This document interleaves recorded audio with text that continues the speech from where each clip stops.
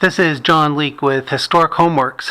Today I pulled out 2 sash from this window opening and I'll be boarding that up. That's what I want to show you is my board up method.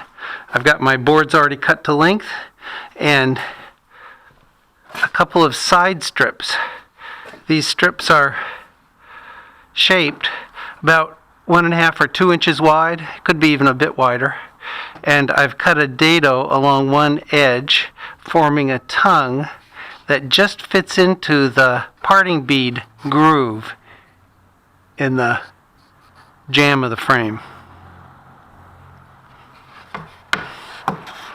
So that fits right in there, like that. Press fit. And then my boards fit right here. You can see I already have this side strip in place. Boards go in here, and I just screw them in place.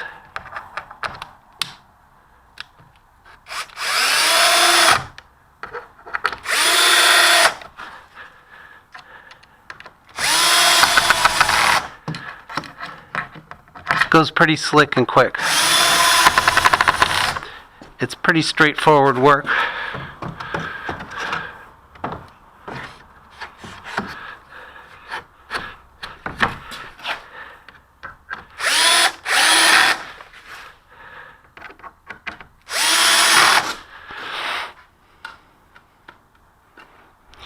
Now the boards I'm using this is tongue and groove, and it's bead board, but it's a pattern called car siding that has a longer tongue.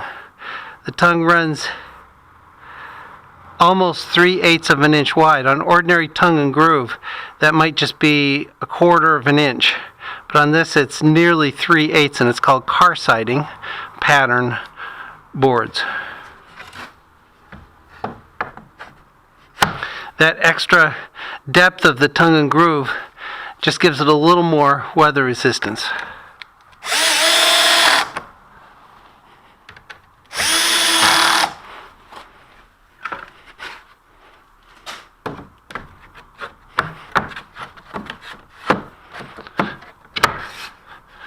So it's pretty straightforward.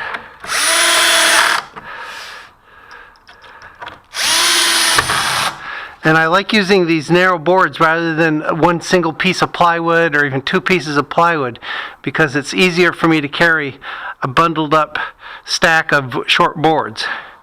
And so that just goes a little easier, my own personal preference.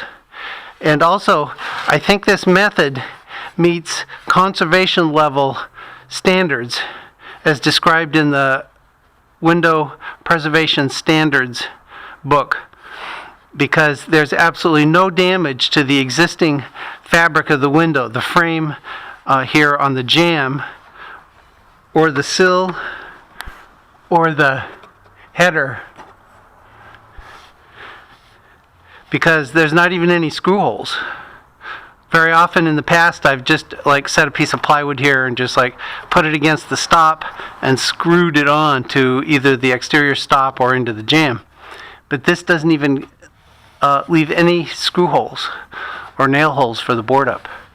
So no damage to existing fabric meets conservation level work. I'll just go ahead and get the rest of these boards up.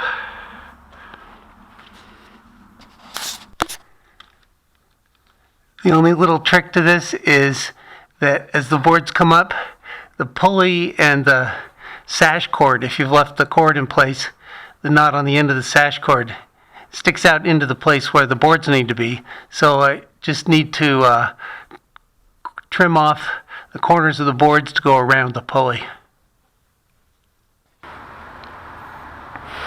Here's what that board up looks like from the outside. It's fairly weather tight. I think if we got 50-mile-an-hour winds with sustained rain, it might get through there. But for ordinary circumstances, it's proved to be pretty effective at keeping the weather out. Over the last 10 to 12 years I've been using this particular method. It's also pretty sustainable. This is all made out of locally sawn eastern white pine. and is reusable.